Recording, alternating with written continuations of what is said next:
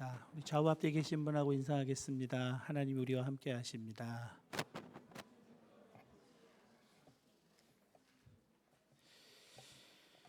신학대학원 다닐 때 존경하던 교수님이 한 분 계셨습니다. 구약학을 가르치시던 박동현 교수님이신데요. 도거 신학 강좌라는 과목을 수강하던 중에 교수님이 학생들과의 만남의 시간을 가지시겠다고 하셨습니다. 강의실에서는 신학적 지식만 전달받으니까 좀 다정한 시간을 갖겠다는 의미였습니다. 토요일 아침 10시가 약속 시간이었는데 30분 일찍 도착하게 되었습니다. 무심코 교수님 방에 가보았는데 교수님이 이미 와 계셨습니다. 오징어 한 마리를, 건 오징어죠, 잘게 찢고 계셨습니다. 학생과 대화하면서 먹으려고 하셨다는 것입니다. 그날 잠깐 왔다 간 학생 외에는 다른 학생들이 없어서 거의 한 2시간 정도를 교수님과 둘만 대화했습니다.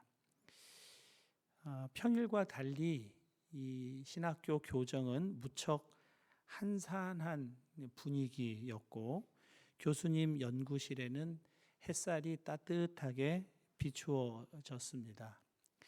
저의 어줍지 않고 정리되지 않은 생각들을 주의 깊게 들어주셨고요.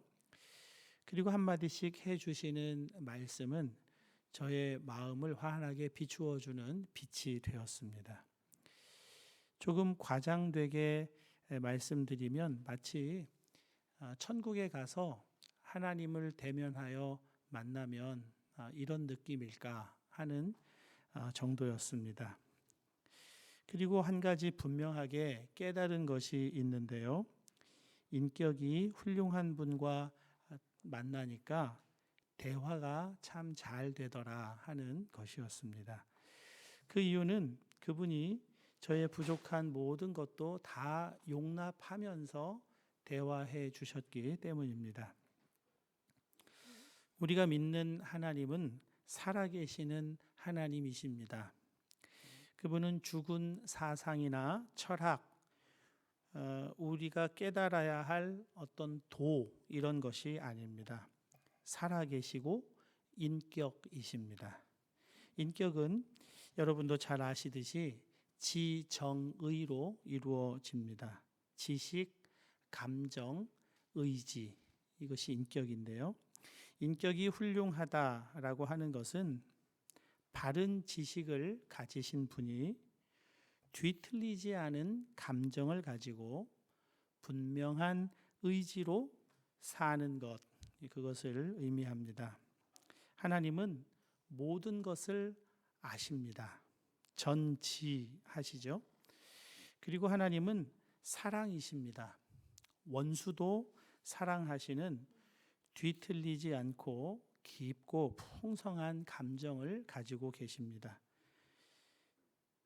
그리고 약속을 하시는데 반드시 약속을 지키시는 분명한 의지를 소유하신 분이십니다. 우리가 성경을 읽게 되면 바로 이 인격의 하나님을 만나고 이 하나님께 대한 바른 지식을 가지게 됩니다. 그리고 그 하나님을 깊고 풍요롭게 사랑하게 됩니다. 그리고 그 하나님이 원하시는 일을 하고자 하는 소원이 생기고 또 소원만 생기는 게 아니라 의지도 갖게 됩니다. 여러분, 이것을 하나님과의 인격적인 만남이라고 부릅니다. 앞서 말씀드렸습니다만 인격이 훌륭한 분과는 대화가 됩니다. 대화가 안 되는 일이 참 많은 이 시대인데 대화가 되고 대화가 가능할 뿐 아니라 그 대화가 잘 이루어집니다. 인격이신 하나님은 그래서 우리에게 말씀하시는 하나님, 우리와 대화하시는 하나님이시라는 겁니다. 히브리서 1장 1절 2절 상반절입니다. 옛적에 선지자들을 통하여 여러 부분과 여러 모양으로 우리 조상들에게 말씀하신 하나님이 이 모든 날 마지막에는 아들을 통하여 우리에게 말씀하셨으니, 하나님께서 여러 부분, 여러 모양으로 말씀하십니다. 성경을 통해서, 교회를 통해서, 또한 환경을 통해서, 사람을 통해서 하나님은 우리에게 말씀하십니다. 19세기 말 중국 선교사였던 엘리자벳 자일러 양은 소녀 시절에 선교사로 부름을 받게 됩니다. 선교사로 헌신하기 위해 아버지의 허락까지 받은 뒤에 어느 선교회에 이제 테스트를 받게 되었습니다. 그런데 그만 큰 병에 걸리게 됩니다. 선교회 사무실 직원들은 테스트를 위해 선교회를 찾아온 이 자일러 양을 보고 깜짝 놀랐습니다. 중환자가 선교사가 되겠다고 왔기 때문입니다. 그들은 하루 뒤에 면접을 하기로 하고 이 자일러 양에게 우선 좀 쉬라고 말한 다음에 다락방으로 안내해 주었습니다.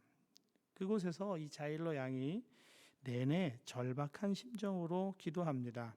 하나님, 정말 저를 부르신 것이라면 저와 함께 계심을 알게 해 주시옵소서. 다락방 문을 열자 침대와 창문이 있고 창문 위에 조그만 액자가 하나 걸려 있었는데요. 그 액자에는 다음과 같은 글이 적혀 있었다고 합니다. 함께 가자.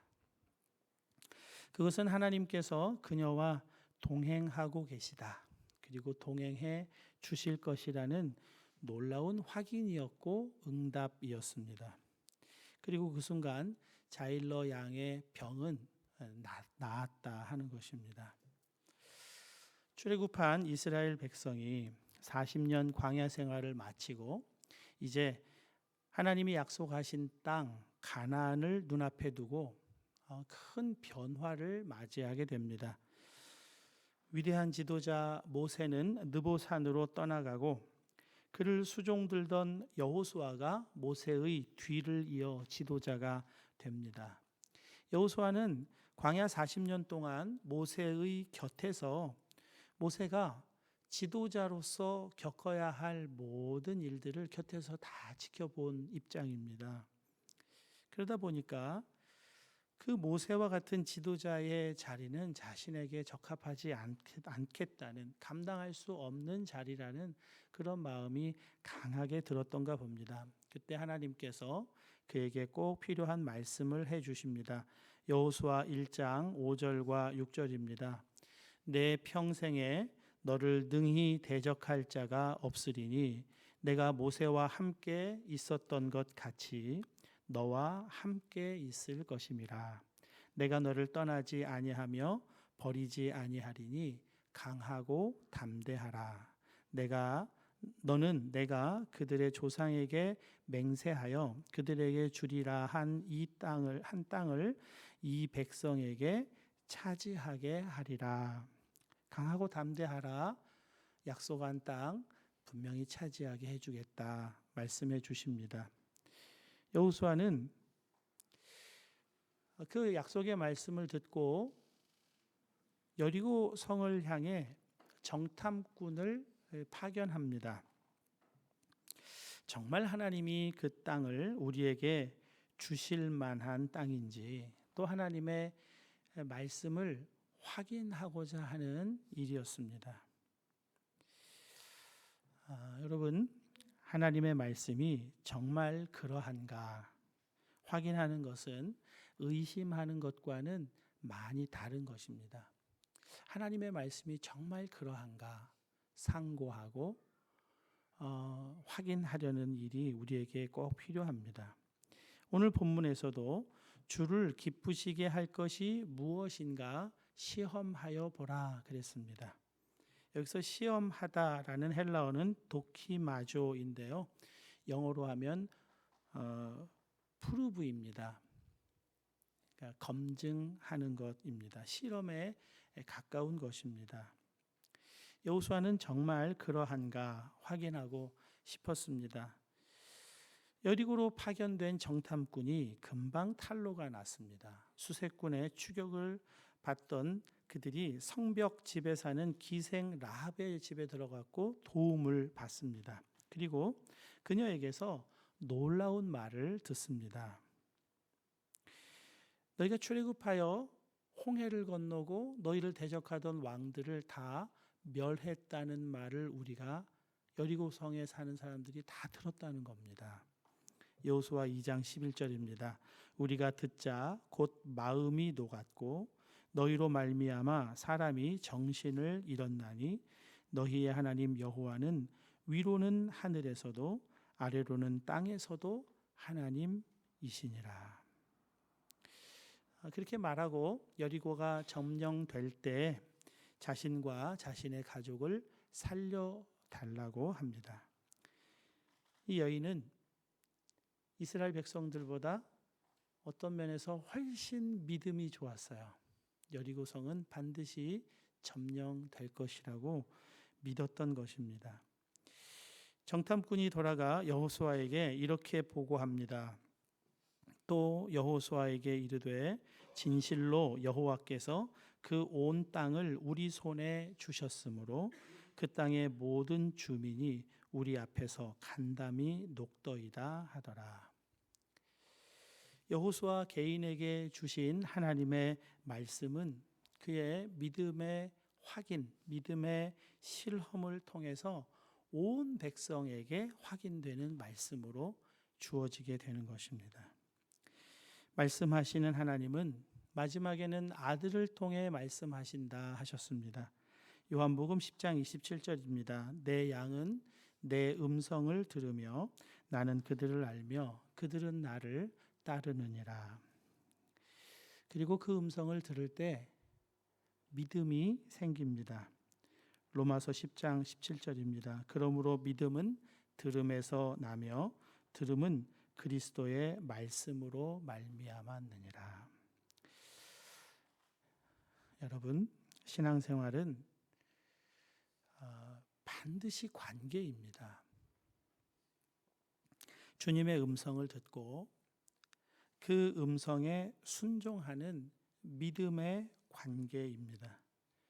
주님의 음성을 들을 때 우리 속에 믿음이 생겨납니다. 도저히 믿어지지 않을 만한 일이 믿어집니다.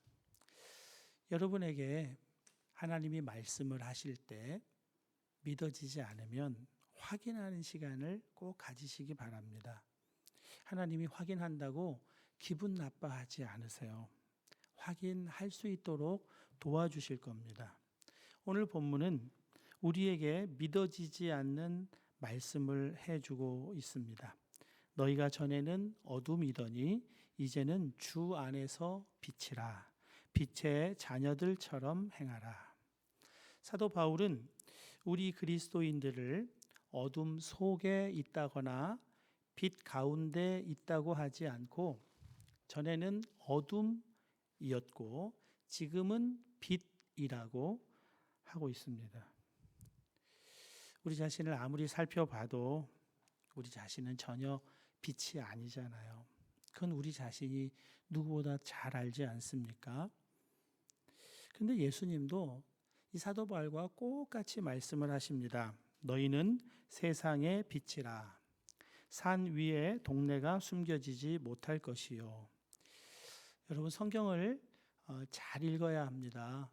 잘못 읽으면 안 됩니다. 빛이 되라고, 빛이 되기 위해 노력해야 한다고, 빛이 되기 위해 돌을 닦아야 한다고 그렇게 말씀하신 게 아닙니다. 내가 빛이 아닌데 빛이라고 말씀하시는 걸 보니까 내가 빛이 되기 위해서 노력하라는 말씀인가 보다, 이렇게 해석하면 안 됩니다. 우리 그리스도인은 우리 자신 스스로 결코 빛일 수가 없습니다. 우리가 빛이라고 말할 수 있는 단 하나의 이유가 있는데요. 그것은 주 안에서 빛이라 이것입니다. 주님 안에 있기 때문에 우리가 빛인 것이죠. 달이라고 하는 별은 스스로 빛을 못 내죠. 태양빛을 받으면 달빛도 환하게 빛나는 것 아니겠습니까?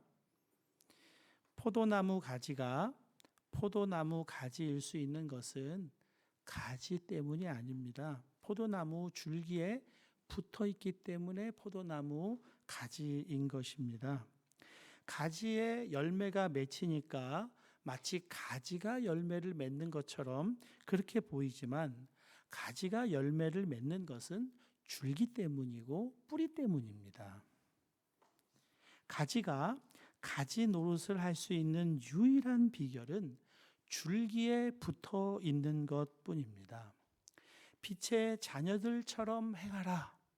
빛의 자녀들처럼 행하기 위해 빛의 자녀들처럼 행하기에 앞서 반드시 우리가 가져야 할 것은 주님 안에 있는 것, 그것입니다.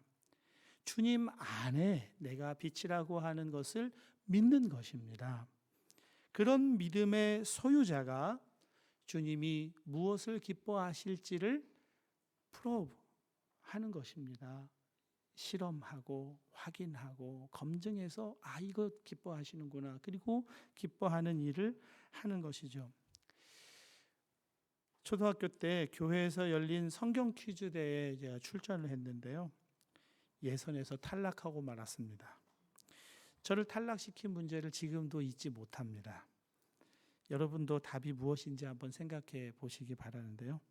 사람은 누구나 죽으면 천국에 가고 싶어 합니다. 천국에 갈 수 있는 방법은 무엇일까요? 1. 돈이 많아서, 2. 힘이 세서, 3. 착해서, 4. 예수님을 믿어서. 제가 굉장히 순발력이 빨랐거든요. 그래서 3번 보기가 나오자마자 손을 딱 들고 3번 착해서 했습니다. 땡 하고 틀렸죠. 예선 탈락했습니다. 답이 4번이래요. 예수님을 믿어야 천국에 간다는 겁니다. 어린 마음에도 좀 억울하더라고요. 아무리 믿음으로 천국에 간다고 해도 착하지 않아도 믿기만 하면 천국에 간다? 그거 좀 너무한 거 아닌가? 그런 생각이 들었어요. 착하면 천국도 좀 보내줘야지. 그런 생각이 들었습니다. 여러분도 뭐 금방 답을 아시겠죠? 천국은 예수님을 믿기 때문에 갑니다. 그러나 그렇다고 해서 행함이 없어도 된다, 그런 뜻은 아닙니다. 믿음의 결과는 반드시 행함이기 때문에 그렇습니다. 포도나무 줄기에 붙어 있는 가지는 반드시 열매를 맺기 때문입니다. 야고보서 2장 14절 17절입니다. 내 형제들아, 만일 사람이 믿음이 있노라 하고 행함이 없으면 무슨 유익이 있으리요? 행함이 없는 믿음은 그 자체가 죽은 것이라. 여러분, 모든 사람이 죄를 범했습니다. 그래서 하나님 영광에 이르지 못합니다. 어떤 사람도 스스로 착할 수 없다는 것이 성경의 결론입니다. 그래서 믿음이 있어야 한다. 그 믿음의 결과가 착함, 의로움, 진실함이기 때문에 그런 것이죠. 믿음이 있어야 천국 간다는 것은 착하게 살지 않아도 된다는 면죄부가 믿음이라는 교리로 주어진 것 결코 아닙니다. 어떤 사람은 안 믿는데 믿는 사람보다 더 착하다, 믿는 사람보다 더 낫네, 이런 이야기도 종종 듣습니다. 그렇죠. 비교적 착한 분들이 안 믿는 분들 가운데 있습니다. 그러나 그 착함이라고 하는 것도 하나님께로부터 온 것임을 우리가 잊어서는 안 됩니다. 그리고 비교적 착한 그 사람도 빛이신 하나님 앞에 설 때는 자신의 선함을 주장할 수가 없어요. 사도 바울은 그의 인생 노년에 죄인 중에 내가 괴순이라 그랬습니다. 내가 처음 예수님 만날 때 내가 괴수였지 그렇게 말하는 게 아니에요. 노년에 사도로서의 사명을 정말 그보다 더 신실하게 감당한 사람이 없지 않습니까? 그 사람이 노년에 내가 죄인 중에 괴수로다. 지금 그렇다는 이야기입니다. 하나님 앞에 선 사람 누구도 자신의 의로움을 주장하거나 나타낼 수 없다 하는 것입니다.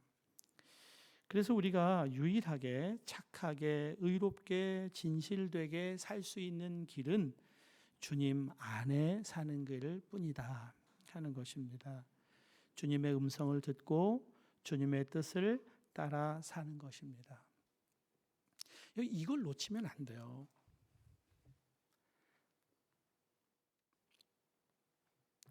어떤 분이 이제 그런 고백을 하십니다. 기도 제목을 좀 바꿔야 되겠다고. 어떤 분하고 이렇게 대화를 하다 보니까 그분 믿음이 너무 좋은데 나하고는 기도 제목이 다른 거예요. 나는 늘 내 문제 해결, 성공하고 싶고 잘 살고 싶고 이런 걸 늘 기도 제목으로 냈는데 그분은 하나님의 나라를 먼저 구하는 그런 기도를 하신다고 그냥 기도 제목을 바꿔야 되겠다고 그렇게 말씀을 하세요. 그렇게 도전받는 건 참 귀한 일입니다. 그런데 여러분, 기도 제목을 바꾸는 것도 내가 바꾸는 게 아니에요. 실제로 기도를 하면서 내 필요를 구하고 나의 부족함을 구하고 또 나의 문제를 해결해 달라고 구하다가 주님께서 그건 다 이미 너에게 허락했다. 그러니까 걱정하지 말고 그거 구하지 말고 내 나라와 의를 구해라. 주님이 말씀해 주시면 그때 바꾸는 거예요. 그리고 그때 바꿀 수가 있어요.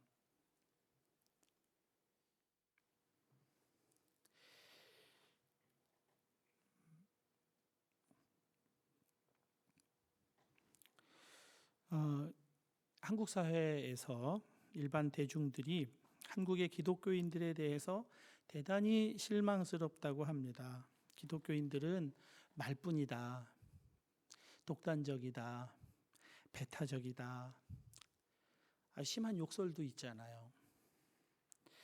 그런 말들이 있다는 것을 우리가 알긴 알아야 되겠죠.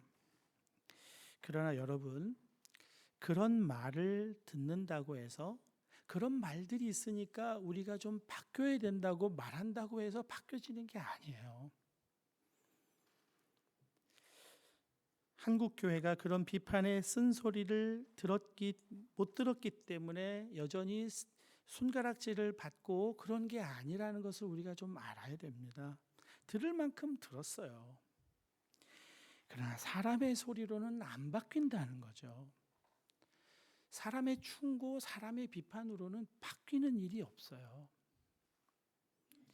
말이 틀렸다는 건 아닙니다. 그러나 우리가 진정으로 변화되고 정말 착하고 진실되고 의롭게 사는 길은 주 안에서 빛의 열매로 맺게 되는 것이지, 하나님의 음성을 듣고 하나님이 내 안에서 성령께서 책망하실 때는 통곡하고 회개하고 변화되고 바뀌는 것이지, 아무리 정교한 논리로 비판하고 판단한다고 해서 바뀌는 게 아니에요. 하나님의 책망을 들을 때 달라지. 그래서 기도해야 된다는 겁니다. 뿌리 깊은 죄의 유혹에 빠진 한 성도가 있었습니다. 그는 죄를 지을 때마다 마음에서 들리는 경고의 소리를 들었습니다. 이후 그의 마음에서는 유혹과 경고 사이에 무서운 싸움이 벌어집니다. 이 모든 그리스도인들이 다 그렇잖아요. 시간이 지나면서 이 마음의 갈등이라고 하는 것이 성령께서 경고하시는 것이라는 것을 배웠어요. 그리고 그때부터 하나님 음성을 분별해서 듣기 시작합니다. 하나님의 음성을 계속하여 들었기 때문에 예전처럼 죄를 지을 수는 없게 되었습니다. 그러던 어느 날 음란이라는 죄 때문에 파탄이 난 어느 가정 이야기를 읽게 됩니다. 그리고 그는 그 책을 통해서 하나님이 자신에게 강력하게 경고하고 계시다는 것을 깨닫게 됩니다. 결국 하나님 음성에 무릎을 꿇고 복종합니다. 그리고 자신의 힘으로는 결코 이기지 못했던 죄의 유혹을 이겨내기 시작했다 하는 것입니다.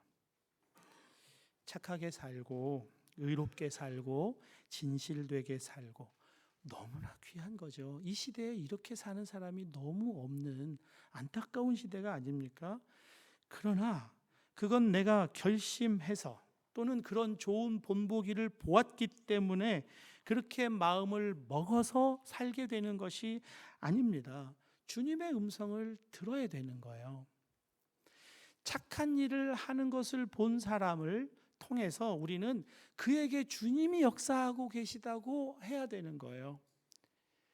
내가 기도 제목을 바꿀 마음이 생기고 내가 정말 착하게 살아야 되겠다는 생각을 갖게 됐을 때 주님이 그런 마음을 갖게 해주셨다고 그렇게 고백해야 되는 거예요. 무슨 일을 할 때는 주님이 주시는 능력으로 하는 것 같이 하고 무슨 말을 할 때는 주님이 말씀하시는 것처럼 그렇게 말하고 살아야 되는 거예요. 이게 믿음의 관계예요. 이 관계가 없으면 아무리 좋은 사상이 담겨 있는 성경을 읽어도 성경은 우리를 변화시키지 못해요. 성경을 통해서 하나님의 음성을 들어야 되는 거예요. 하나님과의 개인적인 관계를 갖게 되어야 돼요. 믿음의 관계를 갖게 되어야 되는 겁니다. 그것이 착하고 의롭고 진실되게 살게 하는 능력인 것입니다. 주님이 내 안에 마음을 주시는 것, 그것이 너무 중요한데요. 주님은 아직 나한테 그런 마음을 안 주셨어요. 이렇게 핑계할 수는 없습니다. 왜냐하면 주님은 정말 많이 말씀하시거든요. 교회를 통해서, 환경을 통해서, 사람을 통해서, 성경을 통해서 계속 말씀을 하시는데 내가 못 듣고 있는 것뿐이죠. 그렇게 살 마음을 안 주시는 분이 아닙니다. 순종할 마음을 갖고 있지 않기 때문에 못 듣고 사는 것뿐입니다. 마태복음 5장에서 7장은 산상수훈이죠. 정말 주옥 같은 말씀이 들어 있습니다.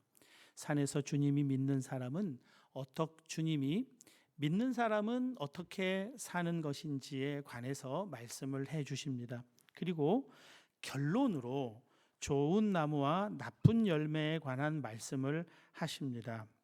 마태복음 7장 16절에서 18절, 20절인데요.